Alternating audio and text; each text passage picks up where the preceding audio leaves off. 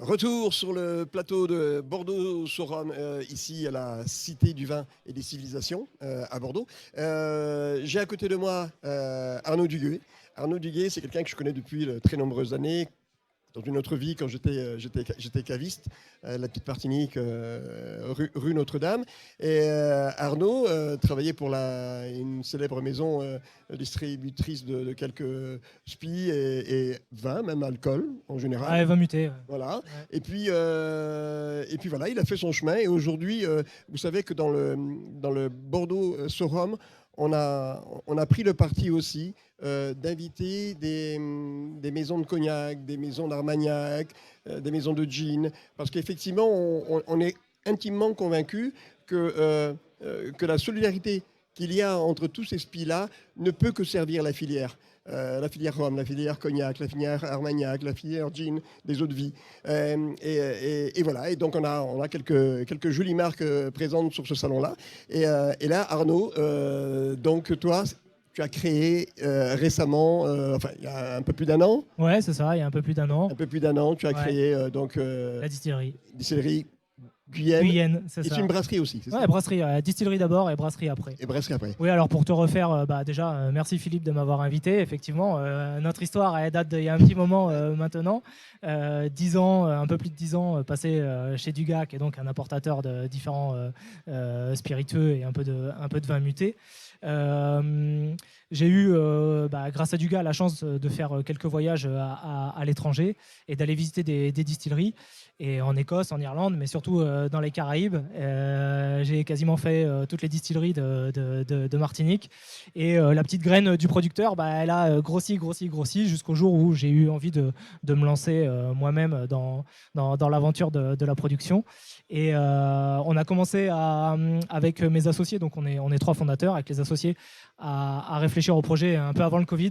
On a perdu du temps pendant le Covid, voilà, on va pas revenir là-dessus. Oui. Et puis, on a consacré toute l'année 2021 à l'élaboration de nos différentes recettes sur les différents produits que nous avons. Et on s'est lancé en 2022, donc on a intégré un ancien chai viticole dans l'entre-deux-mers. D'accord. Et on a fait quelques travaux à l'intérieur de ce chai pour pouvoir y installer une distillerie. Et puis bien sûr, mon amour pour le rhum était trop fort.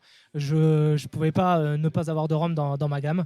Donc nous produisons du gin, on fait du pastis aussi, on fait du whisky depuis peu. Et évidemment, je ne pouvais pas ne pas faire de rhum. Donc on a décidé de lancer une gamme de rhum. En tant qu'embouteilleur indépendant, évidemment, on ne le distille pas, parce qu'il aurait fallu qu'on ait un alambic qui soit consacré quasiment à la distillation des mélasses. Donc en tant qu'embouteilleur indépendant, mais avec toujours du retravail sur les barriques derrière. Donc on a lancé une première référence l'année dernière qui s'appelle le rhum crocodile, où on fait un finish dans des barriques fortement chauffées. Voilà. La crocodile. Exactement. Ouais. D'accord. C'est pas trop difficile de sauter le pas, parce que c'est vrai que créer des pastis, des gins, du whisky, du rhum, un milieu très concurrentiel, hein, le milieu des embouteilleurs indépendants, mais aussi des créateurs, des micro-distilleries. Ouais, on n'est pas tout seul, mais on n'est pas nombreux non plus. Il y a moins de distilleries que de brasseries, il y a beaucoup plus de brasseries que de distilleries. On a de la chance dans ce milieu où... Alors, on parle de concurrence, oui, peut-être, mais c'est quand même un milieu assez soudé. On se parle tous dans les différentes distilleries. Après, il y a de la concurrence sur le marché, ça c'est sûr à certains. Le gin, c'est un marché qui est un peu bouché, mais bon, on compte surtout sur le marché local. Donc, on commence à se développer en Gironde. Le pastis, eh bien, peut-être je t'annonce quelque chose. On est le premier pastis à être produit en Gironde. Ouais. Premier pastis de Gironde. Voilà, d'accord. Premier pastis des Bordelais. Donc là, on a beaucoup de concurrence avec les pastis industriels, évidemment, mais sur les pastis artisanaux, il n'y a que nous pour le moment. C'est quoi la différence entre un pastis traditionnel et un pastis... Eh bien, en fait, on va avoir une sélection d'alcool de base qui va être différente. On utilise des matières premières qui sont différentes aussi. Nous, on n'utilise que des matières premières qui sont bio. Voilà. Et surtout, on a un pastis avec 0 sucre ajouté. Zéro sucre ajouté. Ouais, zéro sucre ajouté, et c'est ce qui fait la différence avec tous les pastis industriels qu'on peut trouver, quoi. Voilà. Et après pour le rhum, bah oui, pour le rhum aussi, il y a beaucoup d'acteurs qui sont présents et beaucoup d'embouteilleurs indépendants. Nous, on a pris le parti de faire quelque chose de bien spécifique avec des retravails de barriques. Voilà, c'est notre identité. On pense qu'on pourra trouver notre place au sein du marché. Là, on est un peu entre professionnels entre guillemets, mais pour le kidam qui nous regarderait. Qu'est-ce que c'est que c'est quoi la chauffe, c'est quoi les différentes chauffes qu'on peut appliquer à la barrique, parce que on est bien, enfin peut-être que vous êtes bien conscient, vous qui nous regardez, qu'effectivement la chauffe est hyper importante dans l'échange qu'elle va avoir sur le spiritueux, sur le vin. Exactement. Et la chauffe que tu as choisie, toi, sur le rhum, c'est une chauffe donc extrême. Mais pourquoi avoir pris ce parti-là plutôt qu'une chauffe plutôt douce? Bah, en fait, déjà, je voulais avoir quelque chose qui soit original, qu'on ne retrouve pas sur le marché, même si Clément a sorti une chauffe Alligator, Carucara aussi a sorti une chauffe Alligator, mais sur des rhums un peu plus jeunes. Donc, comme nous, on achète du rhum qui vient de chez Santa Teresa, un 8 ans d'âge, qui a déjà beaucoup de structures aromatiques, et bien cette chauffe extrême, elle va venir ajouter des notes un peu toastées, un peu grillées, un peu comme si tu mettais ton rhum dans un grille-pain le matin. Et voilà. Attention, il ne faut pas le faire chez toi parce que c'est dangereux. Mais en fait, l'idée, c'était ça, d'apporter quelque chose que je n'avais pas encore vu sur le marché, et d'apporter une chauffe un peu élégante, un peu douce, quelque chose de très toasté, de très délicat. Et voilà, on a fait quelques essais d'abord avec différents rhums de différents comptes d'âge. Il y en a certains avec qui ça passait, d'autres avec qui ça passait pas. Et il s'avère que ce rhum de 8 ans qu'on achète chez Santa Teresa, ça passait très très bien. Et il accepte cette chauffe et il la ressort vraiment de manière très, très délicate. D'accord. Donc c'est une chauffe donc crocodile extrême. Extrême, ouais, c'est ça. Le temps de la chauffe? Ouais, c'est 6 mois. Ouais.